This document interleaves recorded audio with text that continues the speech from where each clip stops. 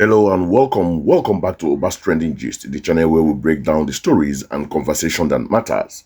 Today we are diving into something that has set tongues wagging across Nigeria.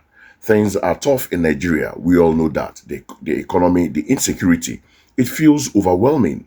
But what if the problem isn't just bad policies? What if it's something deeper, something spiritual?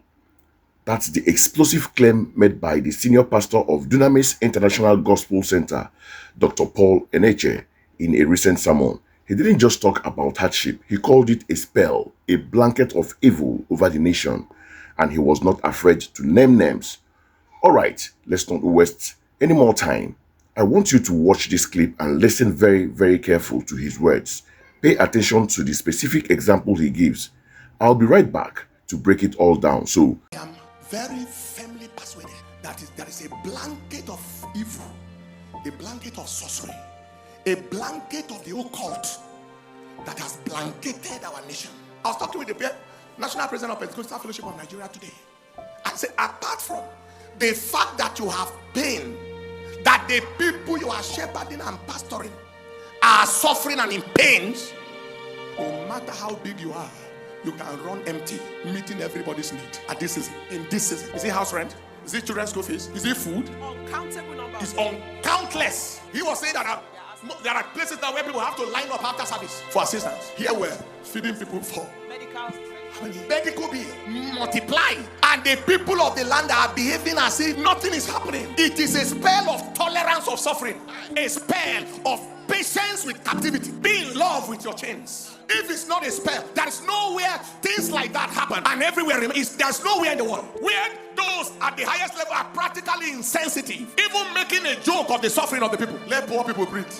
And then one of the most wicked persons that ever ruled any country in the world died, and people are praising him. How many youth couples died in 2014 because somebody lost an election? Bauchi area. People who imported terrorism into the country. If it's not a spell, patron of terrorist organizations as a sitting president is a patron of a terror group, wasting whole community. If it is not this kind of country, does such a person deserve a burial? In villages to be buried in an evil forest or something. Whatever spell it is, we ask God to break it. Break it, Lord. And let those who are misgoverning and misruling at every level know that none will see the celebration in their deaths. wow, that was a lot taken in. So let's analyze what he actually said.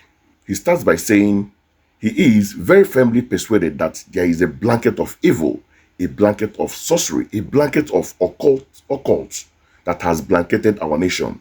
Right off the bat, he frames the country's problem not just as political failure, but as a spiritual attack.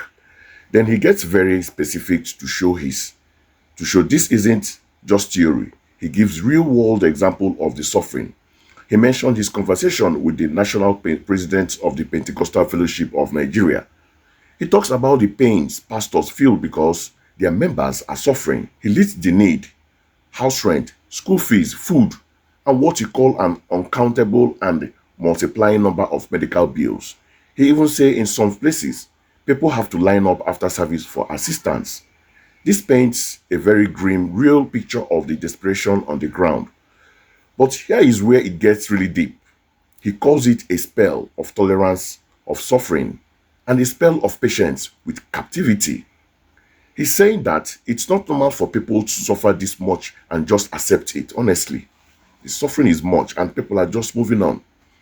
The fact that people are behaving as if nothing is happening is, in his view, the result of a demonic spell designed to make them be in love with your chains. And then he takes aim directly at the leadership. He calls them practically insensitive, even making a joke of suffering of the people. This is a clear reference of recent political gaffe, like the "let the poor people breathe" statements, which many people found incredibly offensive. Finally, he goes for the jugular. He talks about wicked people who have ruled the country, people who imported terrorism into the country, and refers to a sitting president as a patron of a terror group. He argues that such people don't even deserve a normal burial, but should be buried in an evil forest. That is one of the most direct and scathing condemnation I have ever heard from a major pulpit in Nigeria. Now, for my take on this, the real gist. First off, you cannot deny that Pastor Enenche is voicing the frustration of millions of Nigerians. When he talks about the lines of assistance and the struggle to pay bills, He's speaking a language everyone understands. That's why his message resonates. People feel seen and heard. But here's the critical question. By calling it a spell, does it let people off the hook? Is it easier to blame a demon than to demand accountability from a politician? It's a double-edged sword. On one hand, it explains the feeling of helplessness. On the other, it could lead to passivity, where people just pray instead of taking civic action. However, I have to commend his courage. In a country where many influential people are afraid to speak up, he went there. He didn't just talk about parables. He mentioned 2014, the Bauchi area, the pattern of terror. He connected the spiritual to the political in a way that was impossible to misunderstand.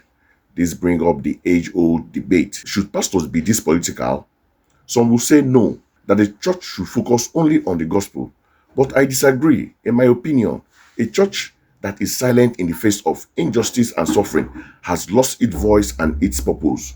The prophets of old were the conscience of the nation. They spoke truth to power, no matter the cost. What Pastor Enenche did here is in that tradition. So while he is asking God to break the spell, he is also breaking a spell of silence. He's telling people that it is not okay to be comfortable in suffering. He is challenging the narrative that this is normal. In conclusion, Pastor Enenche has thrown down a major challenge to both the leadership and the citizens of Nigeria. He is saying the soul of the nation is at stake and that business as usual is no longer an option. But what do you guys think? Is he right? Is Nigeria under a spiritual spell, or is this simply the result of decades of bad governance and corruption? Or is it a mixture of both? Drop your thoughts in the comment section below. I really want to hear from you on this one.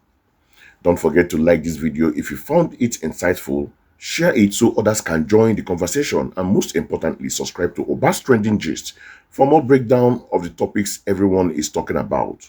Until next time, stay informed and stay engaged. Peace to you all.